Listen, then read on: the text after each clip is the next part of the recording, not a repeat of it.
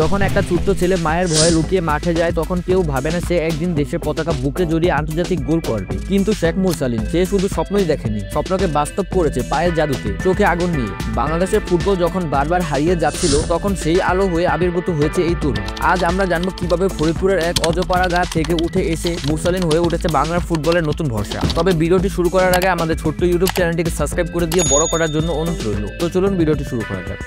ফরিদপুর জেলার চর ভদ্রাসনের এক সাধারণ স্কুল ছাত্র শেখ মুরসালিন ক্লাস 6 পড়ার সময় স্থানীয় টুর্নামেন্টে বল পায়ে ঝড় তুলেন। কিন্তু পরিবার তারা ফুটবলকে পেশা হিসেবে দেখতে চাইতো না, তাই মায়ের চোখ ফাঁকি দিয়ে খেলতে যেতেন মাঠে। 2014 সালে চর ভদ্রাসন জাতীয় অনূর্ধ্ব 12 ট্রায়াল চলাকালে অভিজ্ঞ কোচ আবুল কাশেম বুলার চোখে পড়েন এই প্রতিভাবান কিশোর। দুঃখের বিষয় সে সময় তার মা তাকে ফুটবল খেলতে দিতে রাজি হয়নি। তার মার মতে ফুটবল খেললে তার কেরিয়ার ধ্বংস হয়ে যাবে। তার মা মানা করার কারণে সেই সময় মূল শিবিরেও যোগ দিতে পারেননি, তবুও হাল ছাড়েননি। 2015 সালে চাচা সোবহান রহমানের সহায়তায় আবারও শুরু হয় তার পথ চলা। এবার সুযোগ আসে জাতীয় অনূর্ধ্ব 13 দলের হয়ে মালয়েশিয়ার একটি যুব টুর্নামেন্টে খেলার। 2016 সালে মুরসালিন ভর্তি হন বিকেএসপিতে। সেখানেই তার কারিগরি ফুটবলের ভিত্তি গড়ে ওঠে। বিভিন্ন প্রতিযোগিতায় দলকে নেতৃত্ব দেন, উল্লেখযোগ্য স্কোর করেন সাতক্ষীরার বিপক্ষে ম্যাচে। 16 ম্যাচে 18 গোল দিয়ে প্রমাণ করেন এই কিশোরে লুকিয়ে আছে এক বিস্ফোরণ। 2021 সালে বসুন্ধরা কিংসের 3 বছরের চুক্তি করেন। তবে ক্লাব প্রেসিডেন্ট ইমরুল হাসানের সিদ্ধান্তে তাকে মধ্য মৌসুমে লোনে পাঠানো হয় মোহামেডান এফসিতে। সেইখানে মাত্র 16 বছর বয়সে প্রিমিয়ার লিগে অভিষেক।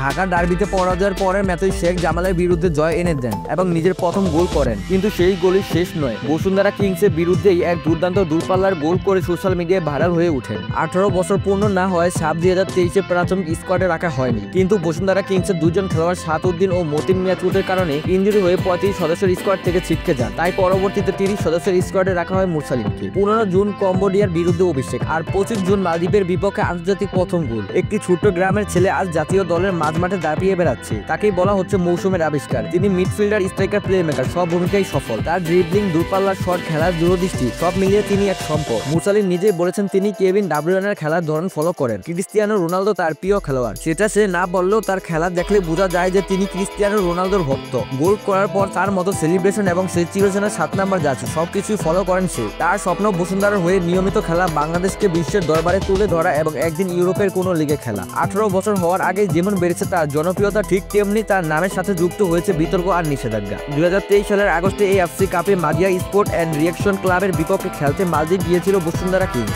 ম্যাচ শেষে 20 সেপ্টেম্বর সন্ধ্যায় বিমানবন্দরে পা রাখে বাংলাদেশের ফুটবলাররা। কিন্তু বিমানবন্দরে ঘটে অনাকাঙ্ক্ষিত ঘটনা। কিংসের 5 ফুটবলারের লাগেজ থেকে উদ্ধার হয় 64 বোতল। তাদের মধ্যে শেখ মুরসালিনের লাগেজও পাওয়া বোতল। এই ঘটনায় তাকে সাবেক নিষিদ্ধ করেছিল বসুন্ধরা কিংস। এরপর বাফুফেও নেয় কঠিন পদক্ষেপ।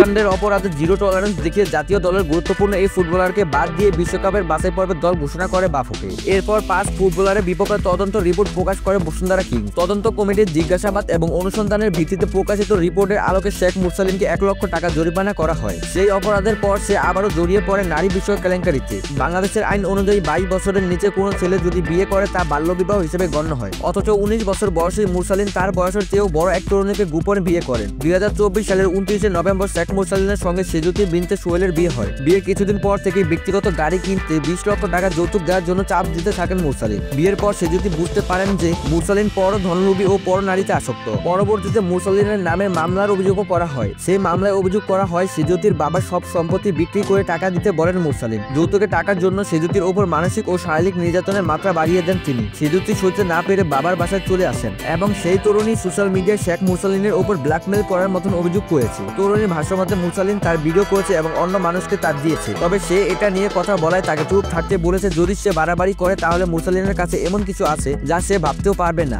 এবং তাকে কিনা হুমকিও দিয়েছিল মুরসালিন। এমন পোস্ট সোশ্যাল মিডিয়ায় করেছিল সেই তরুণী এবং শেষ পর্যন্ত বিবাহ বিচ্ছেদ হয়েছে বাংলাদেশ জাতীয় ফুটবল দলের খেলোয়াড় শেখ মুরসালিনের। তার বিরুদ্ধে করা যৌতুকের মামলা প্রত্যাহার করেছেন স্ত্রী সেজুতি বিনতে সোহেল। দুই পক্ষের মধ্যে আপোষ হয়েছে এ কথা জানিয়ে বুধবার 23 এপ্রিল ঢাকার additional chief judicial magistrate Abdullah Mohammad Saleh আদালতে মামলা প্রত্যাহারের আবেদন করেন সেজুতি। আদালতও তা মঞ্জুর করে।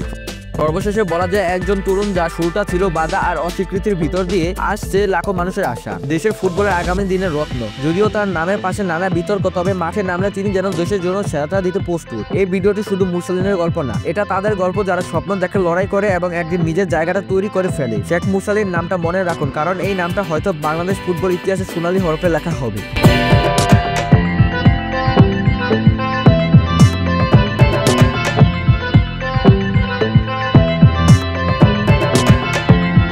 ভিডিওটি আপনাদের কাছে কেমন লাগলো তা অবশ্যই কমেন্ট করে জানান এবং এরকম ভিডিও পেতে আমাদের চ্যানেলটিকে সাবস্ক্রাইব করে রাখুন। ভিডিওটিতে একটি লাইক দিন এবং শেয়ার করুন। আপনাদের সঙ্গে থাকাই আমাদের শক্তি।